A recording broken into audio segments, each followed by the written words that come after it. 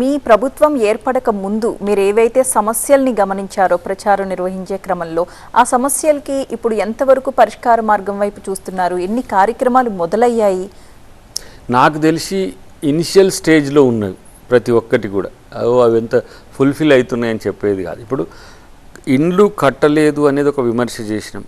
ఇండ్లు కట్టడానికి 1 లక్ష ఇండ్ల కోసం ప్రతిపాదన వచ్చింది. విద్యార్థులకు ఉద్యోగాలు ఇవ్వాలనుకున్నాం.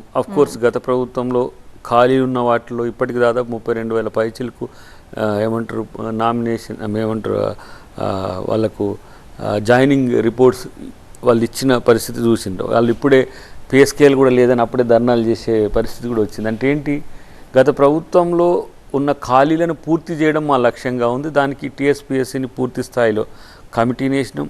గ్రూప్ 1 నుంచి 4th వరకు ఉన్న ఉద్యోగ భర్తీలన్నీ కూడా తొందరలోనే చేస్తాం, టీచర్ జాబ్స్తో సహా. సో అట్లనే క్షేత్రంలో తిరుగుతున్న క్రమంలో వ్యవసాయ రైతులకు సంబంధించి రైతు డిక్లరేషన్ చేసినాం. విద్యార్థులకు సంబంధించి నిరుద్యోగులకు సంబంధించి ఒక డిక్లరేషన్ ఇచ్చినాం. వాటన్నిటి మీద కూడా ఒక దృష్టి అయితే ప్రభుత్వానికి ఉంది. త్వరలో దానికి సంబంధించి ఎక్స్క్లూజివ్గా ఒక కార్యాచరణ ఉంటుంది. అప్పుడు వాటిని ఫాలో అయ్యి ఎక్కడైతే మేము అనుకున్న దాన్ని ఫుల్ఫిల్ చేయలేకపోతున్నామో, అవాయిడ్ చేస్తున్నామో దాని విషయాలు మా దృష్టికి తీసుకొస్తే ఇంక్లూడ్ చేయడానికి కూడా అవకాశం ఉంటుంది. అయితే కక్ష సాధింపు రాజకీయాలు చేస్తున్నారు కాంగ్రెస్ ప్రభుత్వం అనేసి ఆరోపణలో భాగంగా అక్కడ ఏపీలో చంద్రబాబు నాయుడు ప్రమాణ స్వీకారం చేసిన వెంటనే ఇక్కడ జగన్ లోటస్ పాండ్ ఎదురుగా అక్రమ నిర్మాణాలను కూల్చివేయడం జరిగింది. ఇప్పటి వరకు అక్రమ నిర్మాణాలు కనిపించలేదా? ప్రభుత్వం మారిన వెంటనే కనిపించాయా? ఇవి కూడా కక్ష సాధింపు రాజకీయాల్లో భాగమేనా అన్న విమర్శలు కూడా వస్తున్నాయి. కక్ష సాధింపులో వాళ్ళు అనుకుంటున్న కోణమేమో వాళ్ళు తప్పులు చేస్తే వాళ్ళ మీద ఏమైనా ఎంక్వైరీలు చేస్తే కక్ష సాధింపు అంటున్నారు. నాకు తెలిసి ఈ 9.5 సంవత్సరాలు 10 సంవత్సరాల్లో ఒక 15 లక్షల కోట్ల బడ్జెట్ ఖర్చు చేసినాం.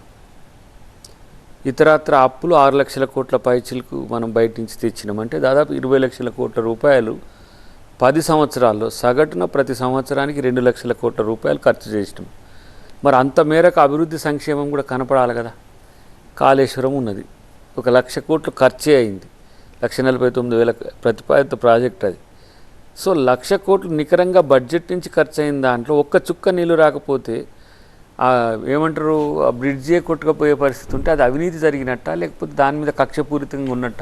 పోనీయా 1 లక్ష కోట్ల రూపాయలు పోతే పోయినా అబ్బా కేసీఆర్ గారు ఎంత మంచిగా మీరు 3 పిట్టగోడలు కట్టారు, మరి అది ఇలా పోలవరంలో కలవడానికి సిద్ధంగా ఉన్నాయని చెప్పి మనం ఏంటి సంబరాలు చేసుకుందామా? ప్రజాధనం అంటే ఏంటి? ప్రతి వ్యక్తి చెమట చిందించి కట్టింది కదా. మీలాంటి వాళ్ళు కూడా హైదరాబాద్లో జాబ్ చేసుకుంటా తెలంగాణ ప్రభుత్వానికి కట్టిన ట్యాక్స్ కూడా ఉన్నది కదా దాంట్లో. మరి ప్రజాధనానికి మేము బాధ్యత వహించాల్సిన పరిస్థితి వచ్చినప్పుడు మీరు దుర్వినియోగం చేసిన అంశాన్ని ఎందుకు తెర మీదకి తేవద్దు? మేము ఉన్నప్పుడు మీరు ఇంతకు ముందు అన్నట్టుగా కాళేశ్వరం మీద చర్చ పెట్టినాం కదా, కాళేశ్వరం మీద పోరాటం చేసినాం కదా, మల్లన్న సాగర్ లాంటి అంశాల్లో ఎంతోమంది అరెస్ట్ కూడా అయింది కదా. సో ఇలాంటి పరిస్థితుల్లో తప్పులు చేస్తారు, దాని గురించి పట్టించుకోవద్దు అంటే మాత్రం కలవదు. డెఫినెట్గా తప్పు చేయకపోతే గత ప్రభుత్వంలో ఉన్న ఏ వ్యక్తి మీద ఏ మాత్రం తప్పుడు ప్రచారం చేసినా మీరు డిఫమేషన్ చేయొచ్చు, ప్రభుత్వాన్ని నిలదీసే హక్కు మీకున్నదని నేను చెప్తున్నాను. కానీ తప్పు చేస్తాం దాన్ని మీరు అడగొద్దు అనేది మాత్రం అది తప్పుడు ముచ్చట. కాబట్టి డెఫినెట్గా ప్రభుత్వం తన పని తను చేసుకపోతుంది.